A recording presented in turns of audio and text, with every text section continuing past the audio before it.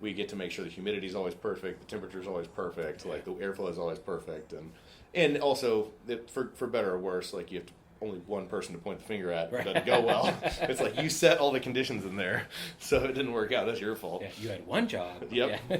Versus just shaking your fist at the sky growing outdoors. But yeah, after taking the cutting, at 7 or 10 days, they throw roots and they're ready to move into soil, and we put them into a little kind of 5-inch by 5-inch pot with a special soil mix that we use, and move them into a room where they're still getting 18 hours of light, but they're on pallet racking tables, just stacked. We got like 50 plants or more per table, and they're in there getting 18 hours of light for 3 or 4 weeks, just getting bigger. Wow. And then we move them into the final room where they have like a more special light, it's more intense. When we turn the lighting back to 12 hours a day, where they basically start to think it's fall and go into their final reproductive cycle and start flowering. Oh, wow. And because we only want females, because the females grow the buds instead of the pollen sacs, they're basically just getting bigger and reaching out, searching for pollen until they either get pollinated or don't. And hopefully they never do. One of the fun things about cannabis genetics and just like the whole Jeff Goldblum life finds a way is that if it's all females in there, they'll start to just every once in a while throw a pollen sac. Oh. And it's more spurred by things like if it gets too hot or if they get too much light stress or nutrient stress, it'll happen. But like that's one of the biggest things to look out for, so that we don't get seeded. Right. And not only have a bunch of seed in our flower, but it'll lower your potency, because once they get pollinated, they stop producing cannabinoids and the oil we want, and they start producing seeds. Oh, okay. Yeah. Fun facts. Once they go into that last cycle, 8 or 9 weeks, it becomes more delicate as you get closer to the end, because once those buds get big and there's a lot more density there, they're much more susceptible to mildew and mold. Right. It just kind of gets more moist and dank in there, and the scent gets pretty intense. Yeah. And it starts to become what everyone's looking for. So yeah, when I walked in, I was like, "Oh, I know that smell." And it's much more mild now than it is because, like I said, showing you those are in their second week of flower. They're just now starting to really peak. I should have you back in about 5 weeks. I will come back anytime. Yeah, 5 weeks, I think. It'd be close to my birthday. Yeah, I can come back. Yeah, come on back. Yeah, but it's a whole different intensity. And then on harvest day, I mean, it's a very intense smell. It's awesome. Now, you were talking about earlier how you have to grow the plant where it's only 0.3 THC or less. Mm-hmm. How do you make the plant do that? Because naturally, obviously, it's going to produce something more. How did you guys kind of engineer it to where it only does grow 0.3 and under? It's mostly that genetic selection, like I was talking about. So we went through 18 or 19 different strains as we were getting started. Wow. And some of the couple that were really popular, basically, if we didn't test them in week 2 of flower, they were going to be hot. They just started making too much THC too early. Beautiful plants. Of course. Great terpenes. They smelled great. It was but we had to destroy them. Yeah. Wow. And it's genetics more than anything. Yeah. There are some factors that can influence it, but really it's all the things like if you're growing the plant right, you want it to be producing as much and as potent oil as possible. Yeah. And that's where we just have to find the right genetics so that can be doing that, but also staying compliant at the same time. Makes sense. Yeah. Now, you guys do all soil. There's no hydroponics here, right? No. There's sometimes in the cloning process, like the first step will be a hydroponic, but right now all soil. Do you guys put extra things in the soil? Do you guys kind of make your own soil? Is it the KFC recipe where you can't tell us, or what's No, it's we've experimented with a few different things.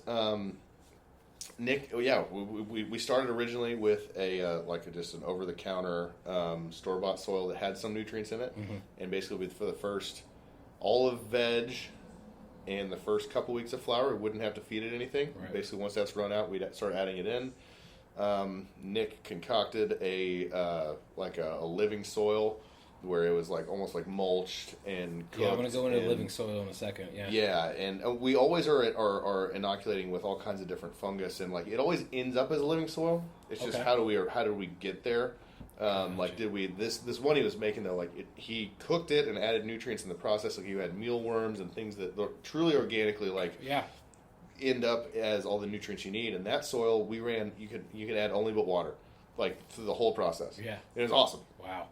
But you also can't make changes, and each strain needs things a little bit different. Yeah. And so now we're actually kind of shifting to the other method you can use, that is basically a more inert soil. Okay. There's hardly anything. It's almost like a cocoa mix, like the cocoa husk. Yeah.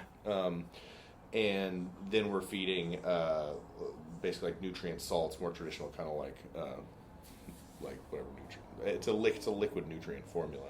Oh wow! That it's easier. There's like 8 different components to it, like and per strain you can kind of say, okay, well, if this one's yellowing in the leaf in this certain place, you can know, okay, it needs more nitrogen, or this one needs more phosphorus. You can kind of fine tune things a little bit better. Yeah. Now, I was in California at the beginning of April. I was out there for WrestleMania, but I was. That sounds fun. Well, so I've been to the last 14. Minus 2020, obviously. That's awesome. Yeah, it's.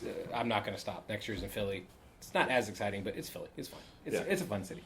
But I was doing interviews out there as well, and I talked to the Woods, which is the Woods at WeHo, which is yeah. So you know about it. That's oh my God, Woody Harrelson. Yes, Harrelson. Yeah, Woody Harrelson, Bill Maher, and there's one other person. I didn't know Bill Maher was on that. Yeah, I just knew Harrelson. Yeah. Well, he had meant. So I knew I was going out there, and I knew I needed a 420 episode, and I obviously wanted somebody Weedy related. So of course I reached out to the biggest of the big, Snoop, Wiz Khalifa, awesome. Be Real from Cypress Hill, other people, and then we just happened to be watching SNL, and Woody Harrelson was the host, and he was talking about how he owned the Woods at WeHo. I was like, what the fuck is that? So I looked it up, and then sure enough, they hooked me up really good. It's one of the only places out there. What's one of 3 places that is actually a lounge as well. It's like an outdoor lounge that you can actually consume on site, which I sat there for a while and just were watching people. It's absolutely beautiful out there in the back area. But people were just having the best time of their life because, again, it's weed, and it's not like you're people stumbling out fucking drunk or whatever, coming out of a brewery or a bar or whatever. Yep. But the people there are crazy knowledgeable about everything that they sell. And they were telling me about living soil, about how I had never known anything about this. They still have the worms inside of it and everything, and I found that incredibly fascinating. Yeah. Because if Reefer Madness, the movie, would never have happened, and that whole propaganda or whatever at the time, we would have been light years ahead to where we are now. It's unbelievable how far, and how rapidly. Yeah. Now that it's become big industry, right? There's like billions of dollars of investment money going into it, and all stuff like the advancement of the nutrient tech, the cultivation tech, the extraction tech, I mean, look at the form factor. Like if we'd had commercial cannabis for the last 100 years, however long it's been illegal, like I just have to think that like pre-rolls would not still be one of like the top. Right. You know what I mean? I like just like vapes. There would be a more or like buying flour. I know there still is the connoisseur factor to it. For sure. And flour will never go away. So I don't mean to bad talk flour by any means. I mean, people still smoke cigarettes, but vaping's the gigantic thing. Yeah, but I just mean like there was nothing but flour and like really crudely made edibles with no dosage indication until like the last 10 years. Yeah. And now we have like really refined like water soluble nanotechnology where like dosage is precise and like whatever we can but there was none of that. It's coming out of the underground. And they told me so much about that again that I didn't know, and it is amazing to just look at the landscape of it and it's like I think we maybe have advanced farming in a way that the farming industry had never probably thought about just for growing this one plant. Right. It's absolutely crazy. Yep. But also, I love it because I love this plant so much. Yep. It actually, when I was talking about kind of getting into the industry and kind of trying to figure out how I could bring my commercial real estate background into it, before I really decided on cannabis, I was really interested in indoor ag for like leafy greens and some herbs and things and that I think is an adaptation from, like you were saying, the ingenuity of the underground cannabis industry. Like the only reason people were growing indoors is because it was like the safest way to do it. It was because they didn't want to get busted by their neighbors and whatever. Yeah, right. Turns out it also is like a great way to make a really high end product, and and there is like it's kind of generated demand for that, and there are some efficiencies that are available that kind of point out the inefficiencies in big ag. The energy side is the biggest thing. Like on the indoor grow, you've got to get that figured out. Yeah. But outside of that, you're way more efficient with water. You're way more efficient with nutrients. Like, you can dose just for that. Like in whatever, you can be highly efficient. And I think it's cool too. What excited me about that is like being able to bring, if like an Office Depot goes out of business in an inner city, like you can put a farm in there that's big enough to provide like fresh greens to an inner city that like doesn't have access to like good produce like that, or at least anywhere nearby. The financials of it are a little tough. For sure, in business. Because it's a gigantic upfront cost. Right. And then you have to wait for things to actually grow so that you can sell them. So it's almost like, creating a brewery or a distillery. You've got to wait for your product to be ready, and then you can sell it. So you're already in the hole for maybe a year, tops. Well, you got a bunch of infrastructure, then a bunch of time. Yeah. Yeah. You better hope it's good. Yeah. That's the other thing.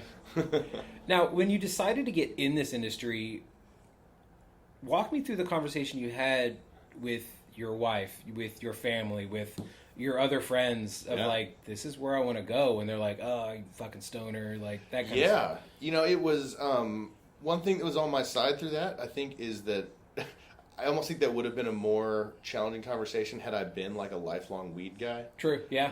Where it kind of like, it almost was this like evangelizing moment where I was like, I found this thing and I really believe in this thing. Yeah. And my family knows me well enough to know that like once I get passionate about something, and like it's like I wouldn't get that way if I hadn't done kind of my research, if I hadn't really like decided I believe in it.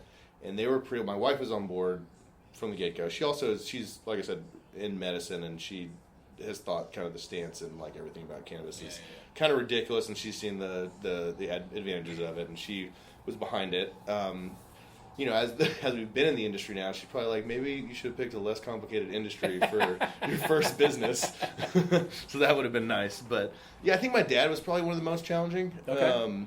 Because he'd always been, I remember he like offered me money in high school. He was like, I'll pay you a certain amount of money if you never do drugs. Wow. And he never caught me, but I also never asked for the money because I knew I did, and whatever. Yeah. Well, also, alcohol is a drug. Yeah. Caffeine is a drug. Chocolate is a drug. Like, if we want to get specific about drugs, like, let's be real. But it was, I broke my nose hunting. I was doing a hog hunt, and I was riding a horse, and my horse ran me through a tree, and so that was fun. Oof. Yeah, I pushed my nose to the side, and that was right around when I was like really like, all right, I'm decided I want to do this. And I didn't break my nose for this reason, but it was a good. It ended up being a good way to tell my dad where I had the surgery and go, hey Dad, I'm not going to take these pain meds. I'm going to smoke because I think this is better for me and it's going to work. And it was working. And by the time he came over to the house, like help take care of me after the surgery, whatever, like that's kind of when I kind of ripped the Band-Aid and told him. And that was, I guess, like in my weird way of doing it, that was my way of like showing him where like I believe in this, like I think this is a good medicine for it, and like I want to help bring this to other people and whatever he. I think he was accepting, but then I also had the conversation with him since then where he was like, "You smoke real marijuana?" And I was like, "No, fake." I'm like, Dad, you were there. We had this talk, but yeah, okay, yeah. So if it wasn't for the tree, you wouldn't have been able to tell him about the other tree. That's right. Wow. That's right. Yeah. Yeah. That's amazing. Yep. Yeah. And hog hunting is a gigantic thing here in Texas. Oh man, it's my favorite. I think people need to look more into that. There's a lot of people that are shunning it, but it is a gigantic problem that is going to take over the South at some point, and then probably the rest of the country. Yeah, that's a zombie attack that we're not prepared for. No, it also like in my, I don't know. There's a real business out of it, but there's a charity out of it. I think there's so many pigs, and like the math of it is they're so good at reproducing that if we don't kill, like it's a crazy amount of them every year. Mm-hmm. Like they're gonna keep making it worse and worse and worse. And so it's a great thing that we have a lot of enthusiastic hog hunters in Texas, but I hate to see how much meat goes to waste when there's people that are hungry. There's that too, yeah. And I know there's like the beginnings of this charity that they have operations in South Texas. It's called Hunters for the Hungry. Oh. And I think it's run through the Dallas Safari Club, but I don't know. I can't figure out why there's not more of it up here. But it's like if you go out hog hunting, you don't have to clean them. You just have to take them within a reasonable amount of time, whatever's safe, like to a meat processor that participates in the program. They're funded by this program, and they make the meat prepared so that it goes to people that don't have the meat. That's amazing. But I think it's an amazing opportunity because you've got like with the chopper bill, since people can fly around and shoot them out of a helicopter. It's like if you have someone just going around picking them up, there's hundreds and hundreds of pounds of really good meat. For the most part, it's good meat. Not all the hogs are